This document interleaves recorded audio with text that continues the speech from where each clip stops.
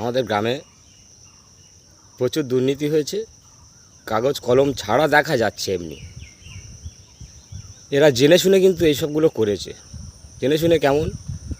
পঞ্চায়েতে যে সদস্য হয়, পঞ্চায়েতের যিনি সদস্য হয়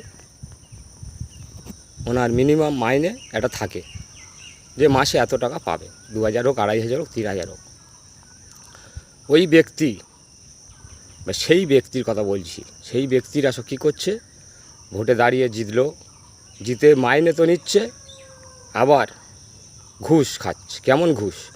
রাস্তা থেকে খাচ্ছে, সব থেকে খাচ্ছে। কেন? সাধারণ মানুষ কি বলেছে যে তোমাকে আমরা এই জিতাচ্ছি, তুমি 10-এর 1 হয়ে মাইনে নিচ্ছ, আবার তুমি সব খেয়ে নিচ্ছ? তাই বন্ধু, আমি সন্টু মিস্ত্রি, সকলের উদ্দেশ্যে কথাটা বলছি আমার গ্রামের। এই রকম দ্বিতীয়বার রাত যেন না হয় পরবর্তীকালে। কেন না, এতদিন আইনের শাসন বন্ধ ছিল, এতদিন আইনের শাসন বন্ধ ছিল, শাসকের শাসন চলতো। এখন আইনের শাসন শুরু হয়েছে, মাননীয় মুখ্যমন্ত্রী শুভেন্দু অধিকারী মহাশয় চালু করেছেন। ওনাকে তো শতকোটি প্রণাম আমার। আর আমাদের গ্রামের মানুষদের ধিক্কার জানাই, যারা আমাদের এই গ্রামের মানুষরা যারা দুর্নীতির সঙ্গে জড়িত আছে বা ছিল, আর এখনও পর্যন্ত যাদের মধ্যে দুর্নীতি ভাব আছে, আমি অনেক দিন আগে বলেছি, আপনারা সব মুছে ফেলুন এসব। সাধারণ মানুষ পরিষেবা চায়, যার দম আছে সেই আমাদের পঞ্চায়েতে ভোটে দাঁড়াও। কেমন দম? না, চাকরি করতে গেলে, কাজ করতে গেলে তার মাইনে নিয়ে এসে কাজ করে। তোমার যদি দম থাকে, 2500 হোক, 3000 হোক, তুমি সেই মাইনেটা নিয়ে মানুষকে, গরিব মানুষকে পরিষেবা দাও। যদি সেই দমটা না থাকে তাহলে এসো না এই কাজে। আমরাও কাজ করি লোকের বাড়িতে বাড়িতে, লেবারি কাজ করি আমরা। আমাদের 300 টাকা, 350 টাকা রোজ দেয়, 400 টাকা রোজ দেয়। আমরা সেই রোজেই কাজ করি, তার বাড়িতে আমরা চুরি করে আনি না। আমি এতদিন এইসব কথাগুলো বলতে পারিনি, কারণ বুক ফুলিয়ে অন্যায়ের প্রতিবাদ করার মতো সময় ছিল না। তখন ভয়ের সময় ছিল, অন্যায়ের প্রতিবাদ করতে গেলে তুলে নিয়ে যাবে, নইলে রাস্তায় মারধর করবে। এইটাই ছিল আমাদের আগেকার দিনে। কিন্তু এখন পরিবর্তন হয়ে গেছে পুরো। কি না, আইনের শাসন চলবে। আমি তাই বুক ফুলিয়ে প্রতিবাদ করছি।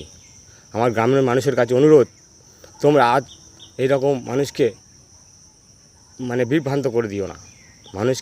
মানুষের টাকা, জনগণের টাকা, গরিবের ট্যাক্সের টাকা তোমরা আর খেয়ে নিও না।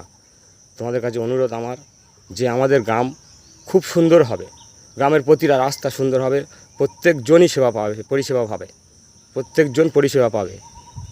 সেই জন্য আমি বলছি যে পঞ্চায়েতের ওই যে 2000-3000 টাকা মাইনে নিয়েই আপনারা কাজ করুন, কাটমানির ধান্দা নয়। সকলকে আমি এই অনুরোধটা করছি যে আপনারা কাটমানির ধান্দায় কাজ করবেন না। তাতে আমাদের গ্রাম কাটমানির ধান্দায় কাজ করলে আরও নষ্ট হয়ে যাবে, সব নষ্ট হয়ে যাবে। গ্রামের রাস্তাঘাট, মানুষজন, প্রচুর ক্ষতি হবে।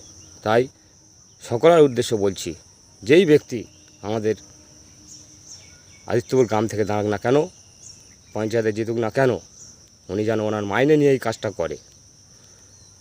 সকলেরই প্রাপ্য, সাধারণ মানুষ, গরিব মানুষের সকলেরই প্রাপ্য।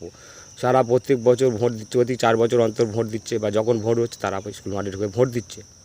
আর আমরা কি বলছি? যারা নেতারা হয়ে দাঁড়াচ্ছি তারা সব কী বলছি? যা, ও আমার ভোট দিয়েছে, ও আমার ভোট দিয়েছে। আরে আমরা সবাই রাজা, আমাদের এই রাজত্বে ভোট দিয়েছে। ভোট তো স্কুল মাঠেই সে দিয়েছে, সে তো পাকিস্তানে গিয়ে ভোট দেয়নি, সে তো স্কুল মাঠে বুধেই ভোট দিয়েছে। আমাদের আদিত্যপুর গ্রাম, সাউথ বিনপুর পঞ্চায়েত, মন্দিরবাজার থানা, দক্ষিণ 24 পরগনা জেলা, সে স্কুল মাঠে ভোট দিয়েছে। তাহলে সে গরিব মানুষ, তার প্রাপ্য অধিকার সে পাওয়ার অধিকার আছে, সে প্রকৃত গরিব হয়।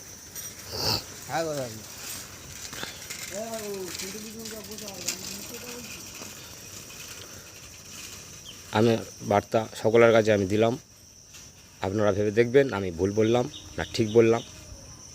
বিচার আপনাদের, ভুল বলে থাকলে আপনারা আমাকে ক্ষমা করবেন। সকলের কাছে আমার প্রণাম, আমার সকলের কাছে নমস্কার। এই বলে আমার বক্তব্য শেষ করছি। জয় রাধে, জয় শ্রীকৃষ্ণ চৈতন্য মহাপ্রভু, জয় শ্রীরাম।